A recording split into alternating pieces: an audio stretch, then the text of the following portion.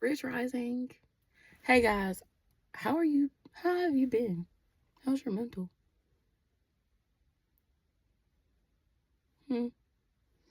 Excuse me for how I look.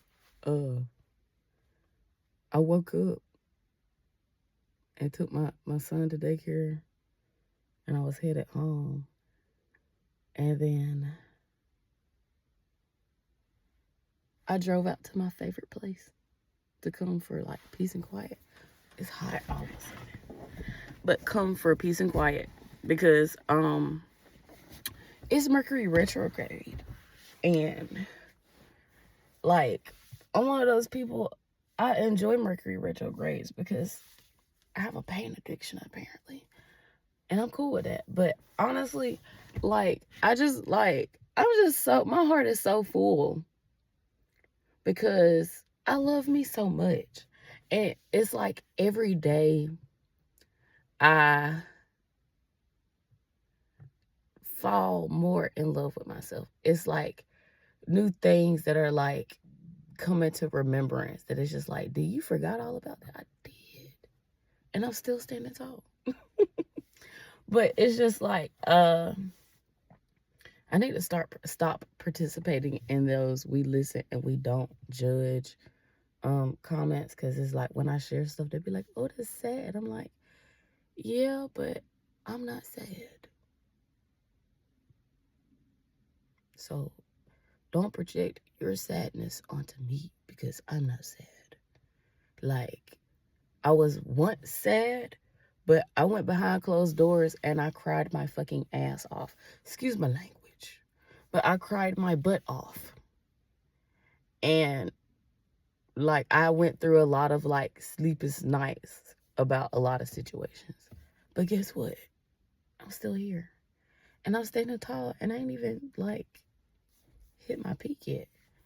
And it's like,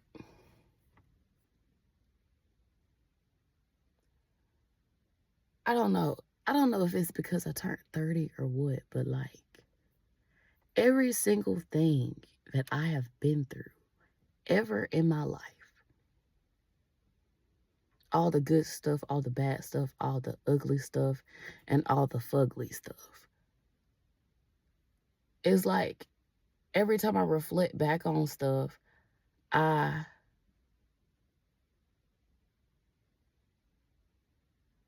find strength, like true strength. Why am I getting teary eyed? I'm too gangster for this shit.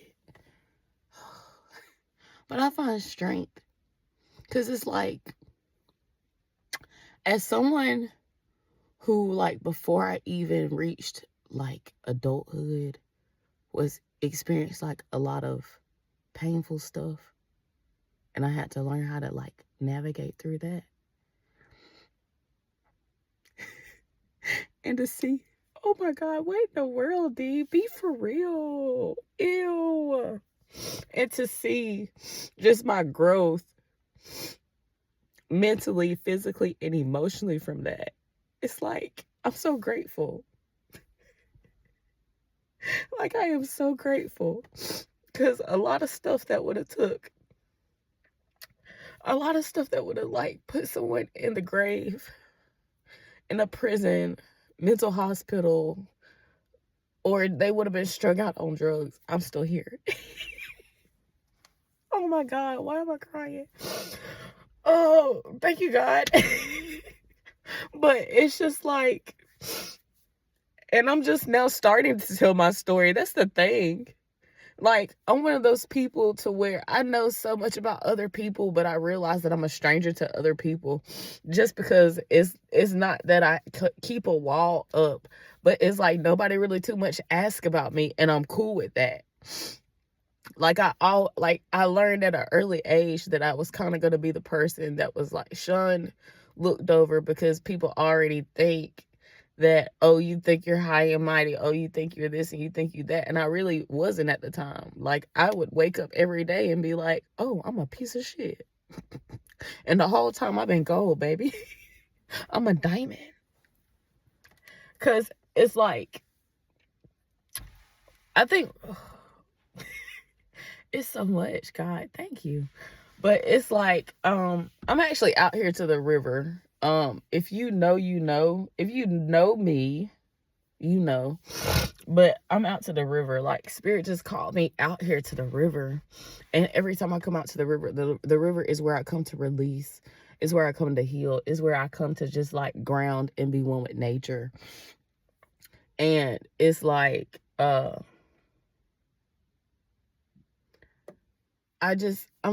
heart, I woke up this morning with my heart just full of gratitude, like bursting at the seams in gratitude. Just because it's like, I sound like the old saints in the church, but like, and I ain't even finished living yet. But it's like when I really do look back over my life and see every single thing that I've been through, and see all the times I kept my mouth shut, all the times I would hide stuff in my heart and like bottle it up. Like, okay, let me just kick it to you like this. From the age of 16 to 23, I was lost. Completely lost. I was people pleasing. I didn't know who I was. I had multiple personalities. Like, I have journals that I can like go back and like I was writing in different personalities, and they were for different emotions. And to see that like I'm still a sound mind is amazing. Nobody but God. Like, let me put a pin in that right there. Hold on. I just want you to know that if you ever thought that I thought that I was better than you, or if you ever thought that I try to perceive myself as perfect, or try to be like whatever the hell, it's not me. It's the God in me. Like, for real. It's the God in me. Because I remember those quiet times when I was going through when I was going through my early childhood trauma. I remember those times late at night when everybody was asleep, I'd be up crying and praying to God.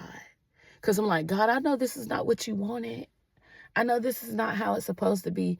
And I'm praying that you fix this. I don't know how you're going to fix this, but I'm praying that you fix this. I'm praying that there's some healing that can take place.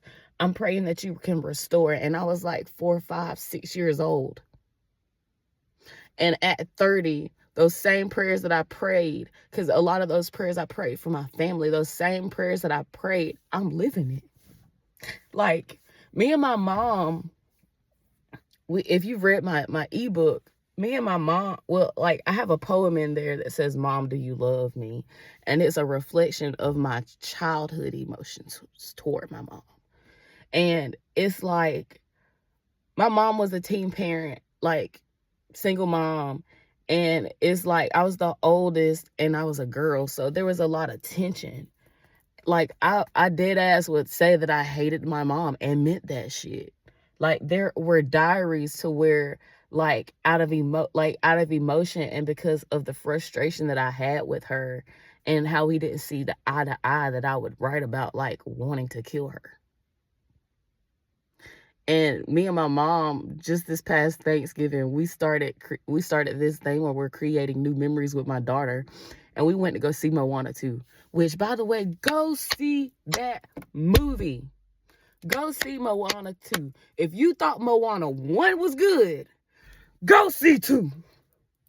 Go see 2, because I was shooketh. And my mom was kind of laughing at us because, like, it's a lot of parts that if you're tenderhearted, you're going to cry. And me and my daughter, we was just boohoo crying, and my mom was just like... But it's just like, that's a prayer that I prayed to God years ago that is now coming into fruition. And it's like I'm really learning to cultivate patience, because if you rush and do things fast or do things off your own strength and don't wait for God's divine timing, you're going to crash out. Speaking from somebody that crashed out all the time until I learned how to give Yeshua the wheel and put me on cruise control. Like people, I used to allow people to hurt me so bad because it's like all I ever wanted because of the lack of what I didn't have, or the lack of what I thought I didn't have. Like, I always wanted to be accepted and loved by people, because I felt invalued. I didn't feel worthy. I didn't feel loved. That's why every time I sign off on a video, I'm going to tell you, know that you're worthy, know that you're loved, and know that you're valued. Because a lot of people didn't get that. A lot of people don't know that. And a lot of people are starting to know that. But at the same time, it's like, because, like, kick it like this. Zora Neale Hurston said that if you are silent about your pain, they will kill you and say that you enjoyed it. And there are so many previous versions of myself that I was silent about my pain, and I allowed people to kill me. I ain't going for that no more.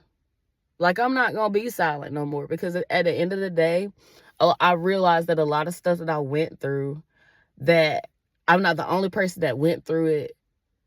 And I can learn from the people that went through stuff like that, and we can learn from each other, because at the end of the day, it's a lot of things that need to be talked about, and people are talking about them, but at the same time, I'm not gonna say ain't nobody keeping it real, but it's just like somebody just needs to get down in nitty gritty and just break it down.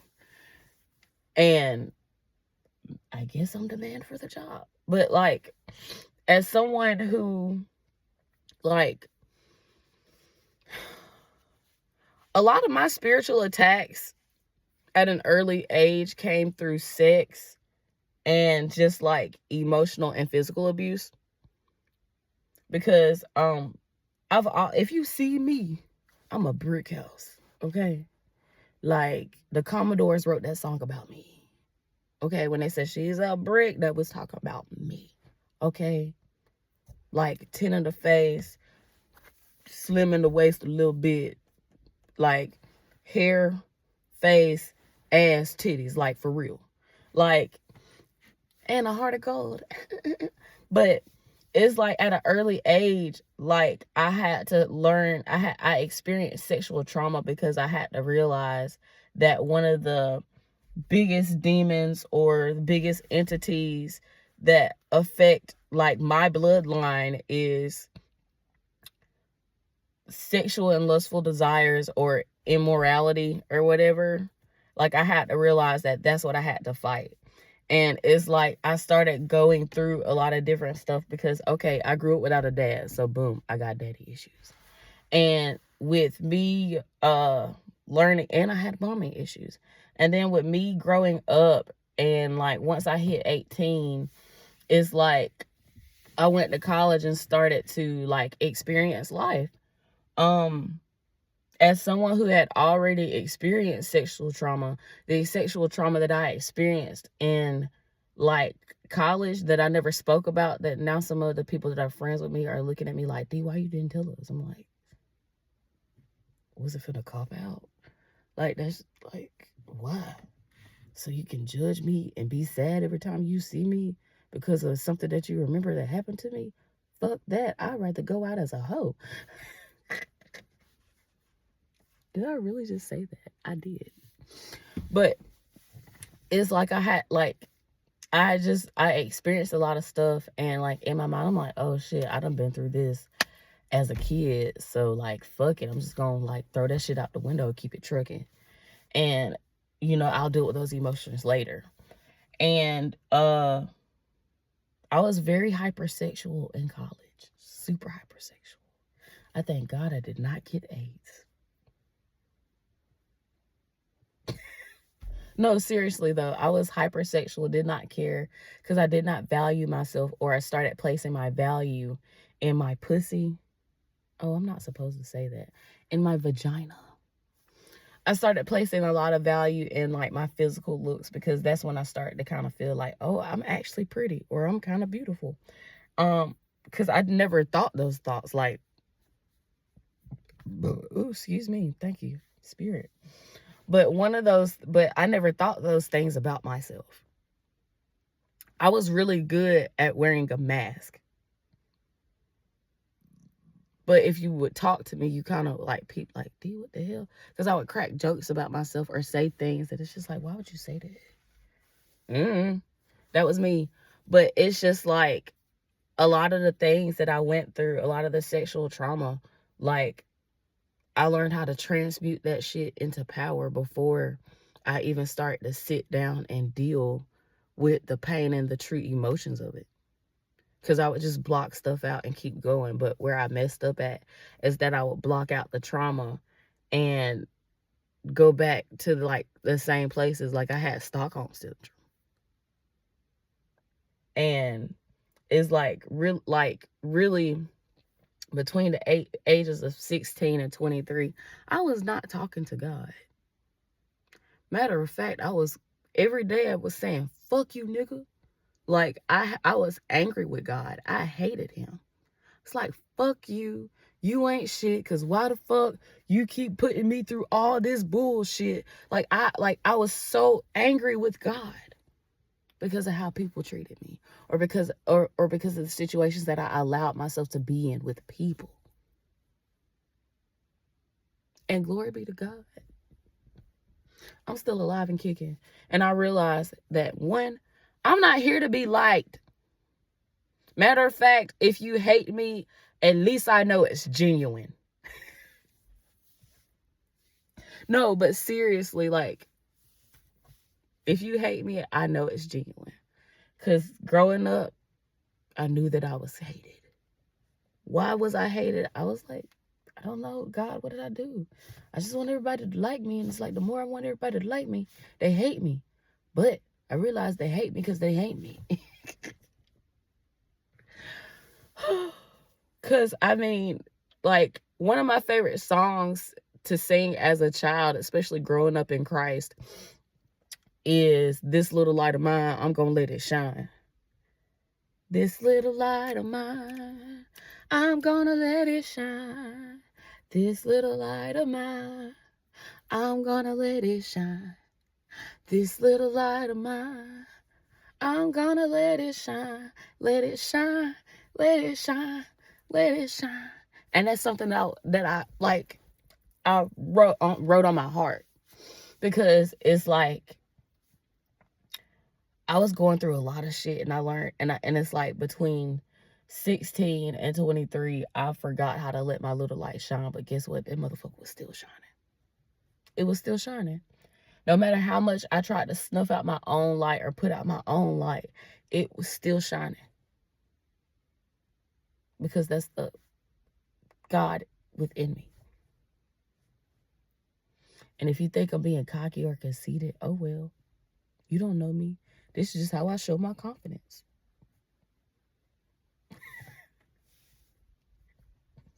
And just know when I smile from my heart, man, because it's just like I could be so broken. Like, matter of fact, one of my favorite poems and poets is Maya Angelou.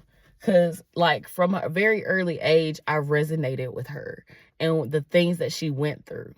And like one of my favorite poems by her is like Still I Rise. Is it Still I Rise? But she's like, you thought you was gonna leave me broken, bowed head and lowered eyes.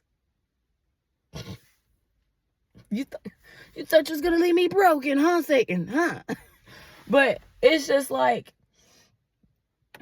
my heart is just bursting in gratitude, because it's just like, even with like I tuned into one of the people that I've met this year, that it's a blessing to meet her, but like we don't know each other, but it's still a blessing to meet her. And she was talking about like healing the wounds of a single mother. And it's like, I knew I had wounds, and like really when my first pregnancy hit, I started to heal those, because it's like, with my first pregnancy, I literally had become a mom. I got the trauma from the situation.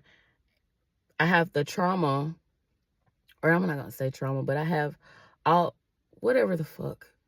Ooh, I'm just cussing. YouTube gonna shadow ban me. No, they're not.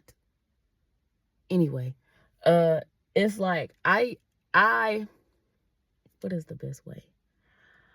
there's a lot of pain and bitterness and hurt and depression that I was already dealing with my pregnancy with my first child, with my daughter. And it's like, once I gave birth to her, I ended up experiencing another trauma that I had to deal with and learn how to like cope or live with, because like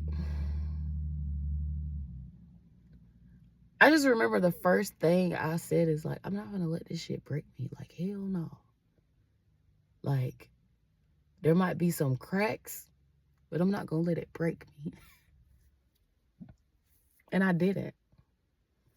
Like, I stood tall in silence and started working on me internally. Because one thing I learned that I had to stop doing is that it's like when I was getting close to people, I was bleeding on them. And I had to learn how to like cut myself off from people and go heal my wounds. And I was just like, God is so amazing. Like, God is so amazing, y'all. Because I'm loving this Mercury retrograde. I probably done already said that, but I'm going to say it again. I'm loving this Mercury retrograde. I always love Mercury retrogrades because it's like, damn, it shows me my strength. It showed me my strength. Like, I'm vulnerable all the time, but people see it as strength. Because it's like I learned how to walk with my head high. Because I used to walk with my head lowered for umpteen years. And I learned to walk with my head high because it's like I allowed the things that I went through to fester and rot my mind until I was like, hey, I can't, y'all got to get the hell up out of here. Like, I don't know where you gonna go, but you got to get up out of here. Like, I had to start taking control of my mind just so I can surrender control to God. And it's like y'all, I remember, because it's like I got my spiritual eyes. I'm one of those people, I see stuff, but I'll be like, But I had to stop doing that, and I'm so glad that I don't do that anymore, because now it's like God be showing me signs of a lot of stuff, and it's like, don't intervene, but just watch it play out. And I said, okay, I'm going to be very mindful, very demure, and just watch. Or, for instance, when someone is like, usually, I'm going to admit something. In most of the friendships or relationships or any ship that I've been in, like, I kind of already know what the outcome is going to be, but I try to change it, but it still don't be working. And it's like, when I was pregnant with my son, I had already saw that it was just never going to work out between me and his dad. Like, just never. Because of what I experienced. Like, he's not the same man that he was when we was together, but I'm not going to get with him to figure out if he truly changed. That ain't my place. We'll co-parent and figure it out. Because it's just like, I remember crying and bawling my eyes out, because it's like, when I got pregnant with my son, like, God started exposing so much stuff to me that it was an overload. Like, I almost crashed out. I really almost crashed out, because it was people that I thought that were rooting for me, or that I thought that was on my team, that were supporting me, that were, what's the best word for it? They were praying on my downfall the whole time, and they were hoping that I would stay weak. they were hoping that I would stay codependent. Because with me being codependent on them, it boosts them up. How? I don't know. Like, that shit just weird. Like, why would you offer help to somebody just to try to keep them in the position to where they always need to be helped? When if you're really going to help somebody, you're supposed to help them so they can move up the ladder and help somebody else. Like, if you help somebody or you start pouring into them, like, the return on that investment, especially if you're somebody that was overgiving, which is me, when you're not going to get a return on that investment, especially when you start giving people stuff that they didn't ask for. And that's something I did. I take accountability for that. But the thing is that the return on that investment, it comes back when you overgive. But at the same time, it's just like, okay, God. So, overgiving, you got to put boundaries on that. But don't beat yourself up about overgiving, because even though you were overgiving, God had you overgiving for a reason. Because imagine coming along like an empty field and you just pour water on it every day just because you were told to pour water on it. And you didn't really know that there were seeds there, but you keep pouring water on it. And you see that now it's a garden. But it just so happened that this garden belongs to somebody else. And you go to that person and be like, well, hey, I poured water on your garden, or I watered your field. Can I have some fruits and vegetables? And they'd be like, nah, this is mine. You can get mad and like break into their garden and like steal the fruit. Or pour bleach on the garden and kill everything. But why would you do that? Because guess what? Even though they didn't give you no food from their garden, you still ate. Catch it. You still ate. And it's just like, I'm sorry, I just seen a bird do something weird. Or it looked like it fell out of the tree. I kind of want to go check on Buddy. Like, friend, hold on. Wait a minute. Okay, Buddy good. It actually feels really good out here. And it was just like late. Oh dang. It's a dead bird right there. I think he drowned. So sad. Gotta pour one out for the homies.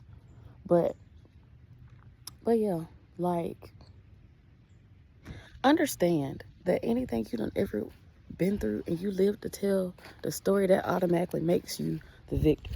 But if you choose to tell the story like a victim, like you choosing to not be victorious, because you're giving people power to tell your story and power over your narrative. And like, yes, God is the author of our fates, but sometimes he also still gives us pencils so we can like tell him what we want.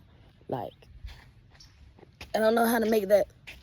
I mean, the ones that get it gonna get it. But yeah, like,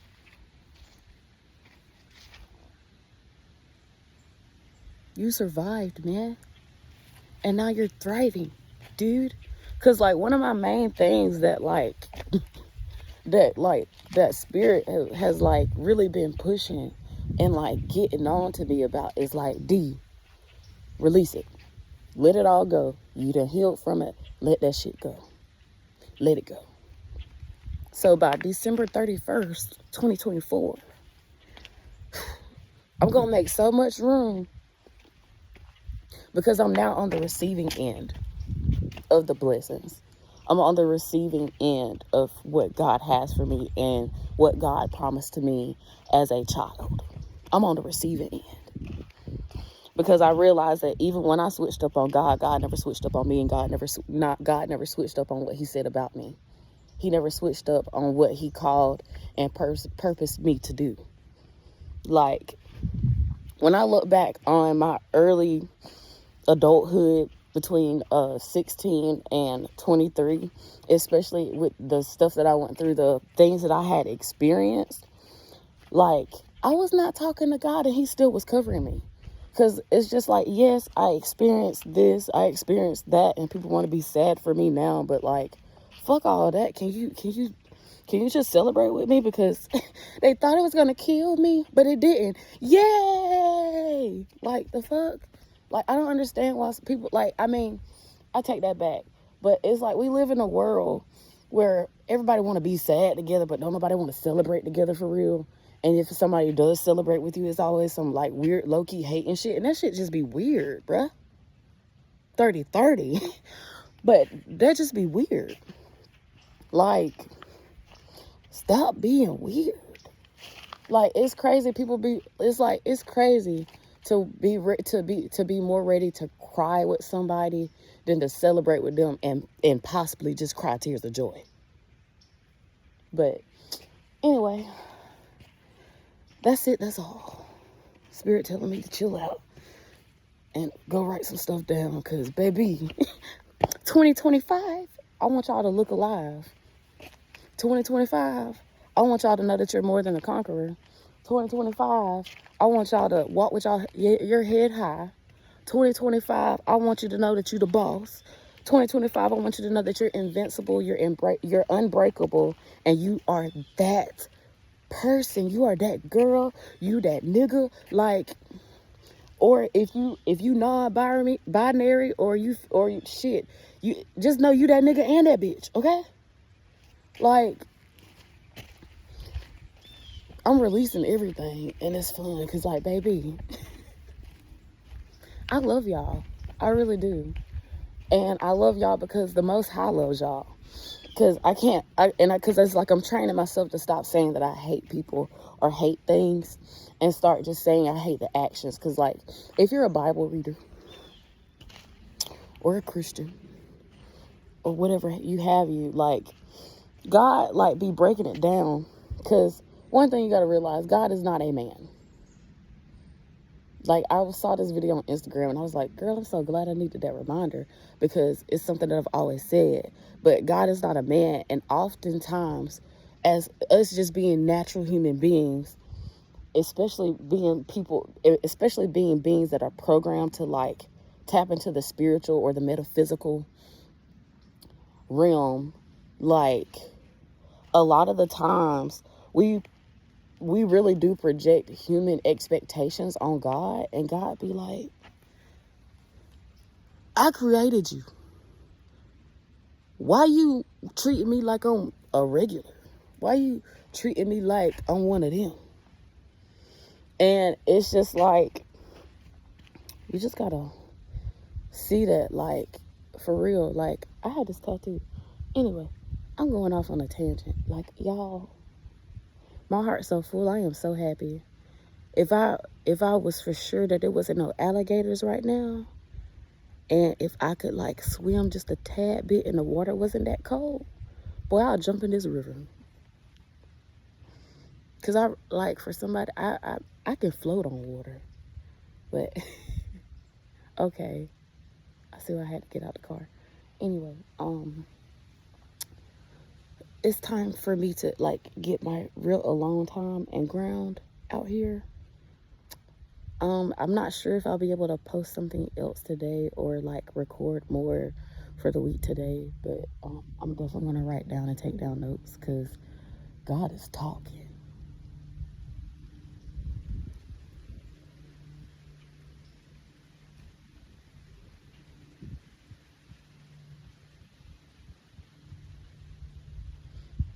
I hear you.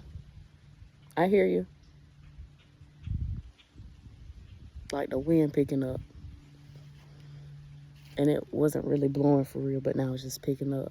So that's how I know it's time for us to bond. Twin. But just know that not only are you worthy, not only are you valued, not only are you loved, but you are invincible and unbreakable. And even if you did break a little bit, just know that God filled you with gold.